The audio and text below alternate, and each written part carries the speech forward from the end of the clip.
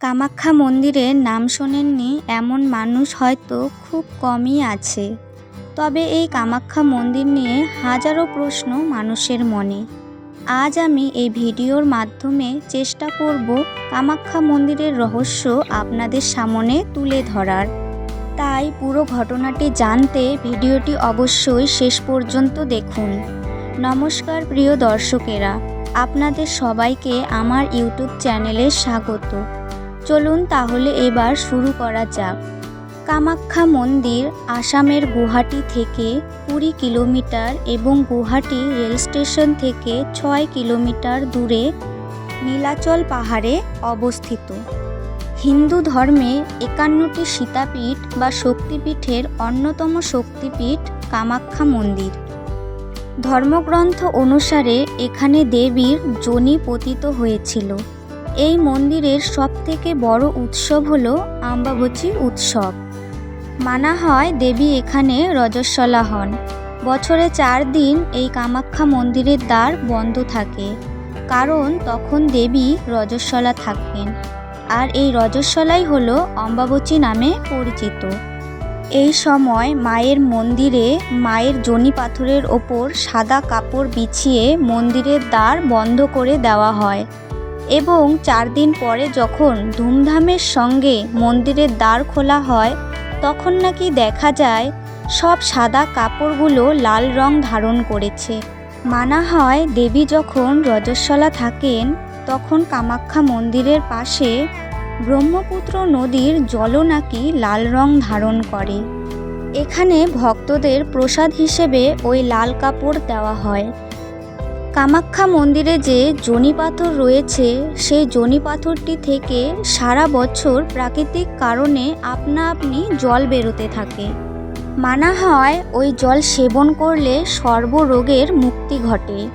মায়ের এই রজস্বলা নিয়ে এবং কামাখ্যার যোনি পুজো নিয়ে অনেকে অনেক কথাই বলে থাকে। তবে সত্য তো এটাই, মায়ের এই রূপ দ্বারা এটাই বোঝানো হয় যে এই সমগ্র সৃষ্টি এবং সর্বজীবের প্রবেশপথ এই মাতৃযোনি। এই জগৎ সংসারের প্রতিটি মা তার সন্তানের যে প্রসব যন্ত্রণা ভোগ করেন, কামাখ্যা মন্দিরের যোনি পাথর তারই প্রতীক। আর রজস্বলা, প্রতিটি সন্তানই তো তার মায়ের রজস্বলা দ্বারাই উৎপন্ন হয়। তাই মাই সর্বশ্রেষ্ঠ। যে মাকে নিজ চোখে দেখে তার সম্পর্কে কুবাক্য ব্যবহার করে, তার কোনো গতি লাভ হয় না, সে কেবল নরক যন্ত্রণাই ভোগ করে। এবার বলি, কে এই কামাখ্যা দেবী? কালিকা পুরাণ মতে নরকাসুর নামে এক ভয়ানক অসুর ছিলেন, যিনি মা লক্ষ্মী সহ 16,000 নারীকে বন্দি করে রেখেছিলেন। আর তখন সেই নরকাসুরকে বধ করার জন্য আবির্ভূত হন এক দেবী, যিনি ভগবান শিবের নাভিকমল থেকে আবির্ভূত হয়েছিলেন। ভগবান শিব সিংহের উপর ছিলেন এবং তার নাভিকমল থেকে উৎপন্ন হয় পদ্মাসনা, এক জ্যোতির্ময়ী দেবী, যার 6টি মস্তক এবং 12টি হাত, এবং তিনি নরকাসুরকে বধ করেন। আর তিনি মা লক্ষ্মী সহ 16,000 নারীকে মুক্ত করেন। আর এই দেবী হলেন মা কামাখ্যা, যিনি সর্বকামনা পূরণ করেন। তিনিই দেবী মা কামাখ্যা। কামাখ্যা ধামে অনেক তান্ত্রিক সাধু রয়েছেন, যাদের নাকি অসীম ক্ষমতা রয়েছে। মানা হয় কামাখ্যা মন্দিরে মায়ের কাছে মন থেকে যা চাওয়া হয়, মা সকল ভক্তের সেই মনস্কামনা পূরণ করেন। কামাখ্যা মন্দির থেকে বেরিয়ে একটু পেছনের দিকে দেয়ালটিতে ভক্তরা তাদের মনের কথা বলেন। ওই দেয়ালটি নাকি মায়ের কান বা কর্ণ সমান। কামাখ্যা মন্দিরের 3টি দ্বার রয়েছে। প্রথম দ্বারটি সর্বসুখ বা সমৃদ্ধির প্রতীক, দ্বিতীয় দ্বারটি মোক্ষপ্রাপ্তির দ্বার, আর তৃতীয় দ্বারটি অন্নপূর্ণার দ্বার। এই দ্বার দিয়ে মায়ের জন্য ভোগ নেওয়া হয়। কামাখ্যা মন্দিরে একটি কুণ্ড রয়েছে, সেই কুণ্ডটিকে সৌভাগ্য কুণ্ড মানা হয়। ভক্তরা এই কুণ্ড থেকে শুদ্ধ হয়ে শ্রী গণেশের দর্শন করে তারপর কামাখ্যা মন্দিরে প্রবেশ করেন। ধর্মগ্রন্থ অনুসারে এই কামাখ্যা ধামে শিব পার্বতীর প্রেমের শুরু। কামাখ্যা মন্দির থেকে একটু দূরে ভৈরব মন্দির অবস্থিত। প্রতিটি শক্তিপীঠেই একজন ভৈরব থাকেন।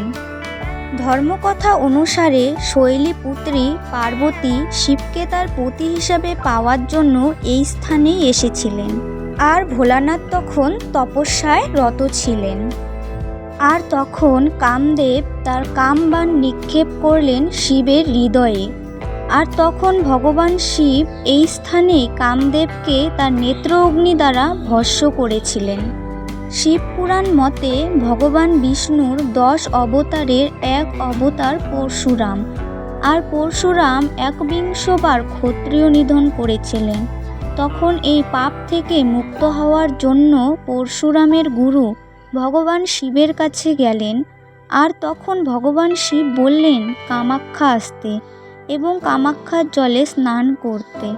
কামাখ্যা ধামের জলে স্নান করে মা কামাখ্যার তপস্যা করতে। আর এইভাবেই পরশুরাম ব্রহ্মহত্যা, ভ্রূণ হত্যা, সর্বপাপ থেকে মুক্তি লাভ করেন।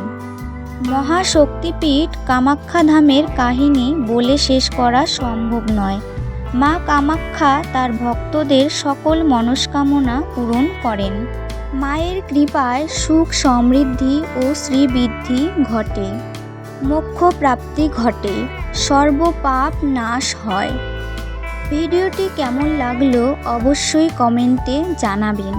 আর ভিডিওটি ভালো লাগলে ভিডিওটিতে একটি লাইক দিয়ে চ্যানেলটি অবশ্যই সাবস্ক্রাইব করে দিবেন, আর ভিডিওটি বেশি বেশি করে শেয়ার করে দেবেন। আপনারা সবাই ভালো থাকবেন, সুস্থ থাকবেন। ধন্যবাদ সবাইকে।